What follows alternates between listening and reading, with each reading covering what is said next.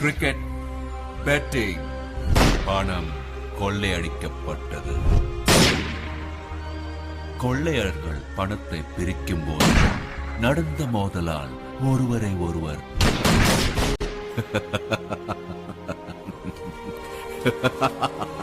கொள்ளையர்கள் சுட்டுக் கொன்று இறந்ததால் கொள்ளையடிக்கப்பட்ட பணம் 10 கோடி போலீசாரால் கைப்பற்றப்பட்டது.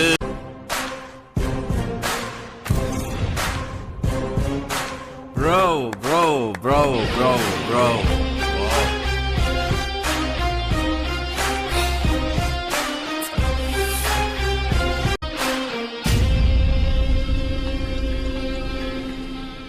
அப்போ மீதி பணம்